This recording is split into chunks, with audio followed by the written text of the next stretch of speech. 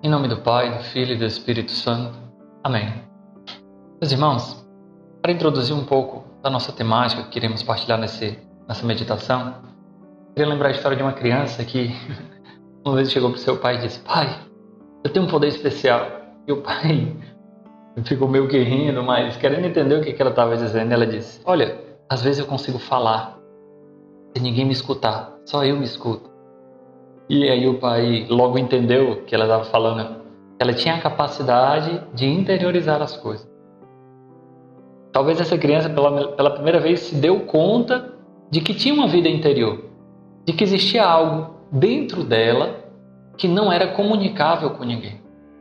Interessante, meus irmãos. Falar de vida interior deveria partir desse princípio.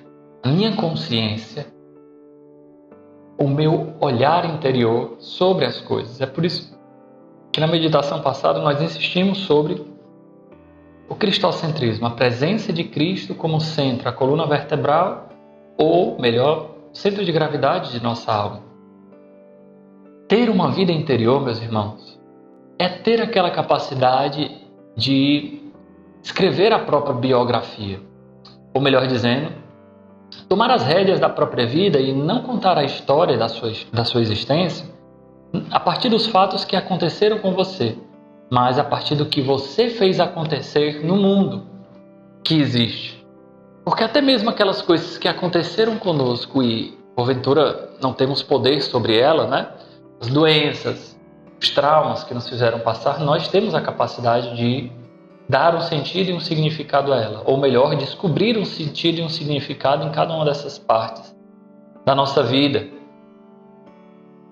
De fato, todo homem tem fome, mas a especificidade do que se tem fome é uma característica que não é de todo homem. Vocês compreendem?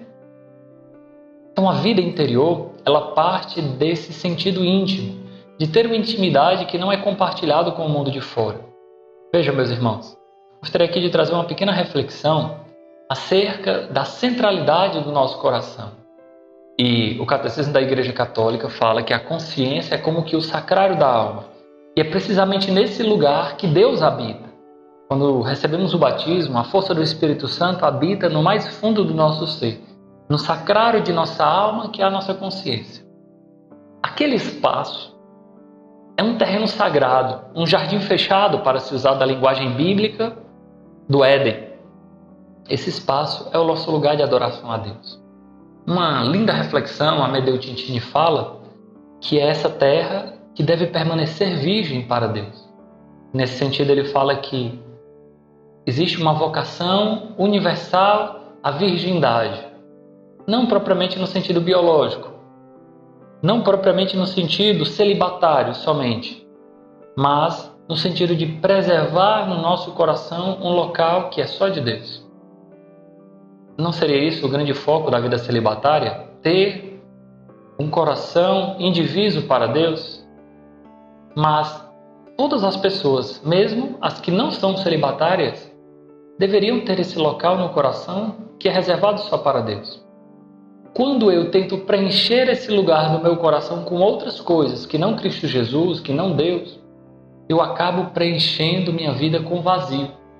Eu acabo querendo saciar a minha sede de carências com coisas que não podem fazer isso, que não podem me preencher.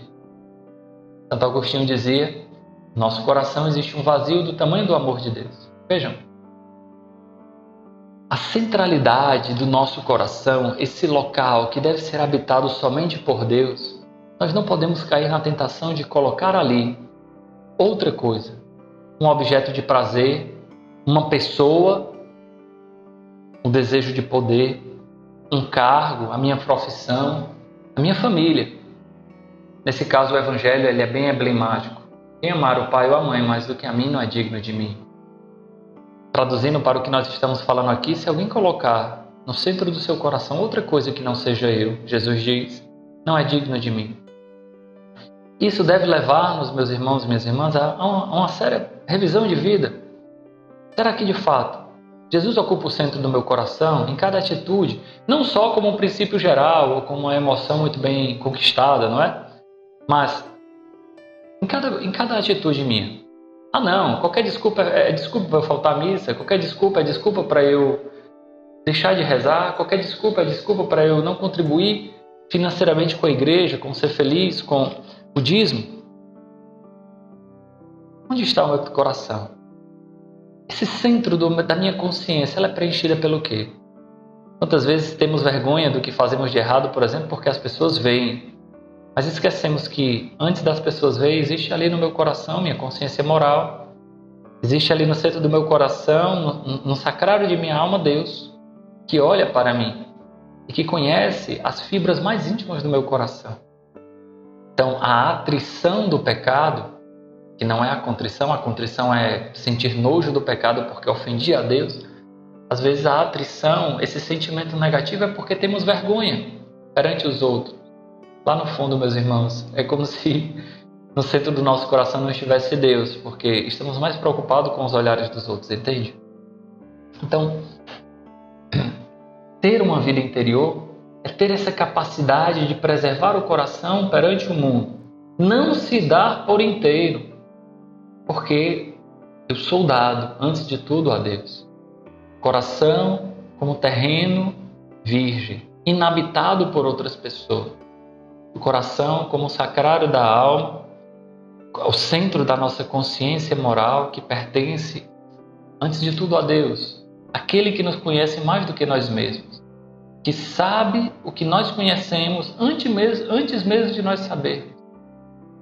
Ter a vida interior é estabelecer esse grande diálogo com Deus. Glória ao Pai, ao Filho e ao Espírito Santo, como era no princípio, agora e sempre. Amém.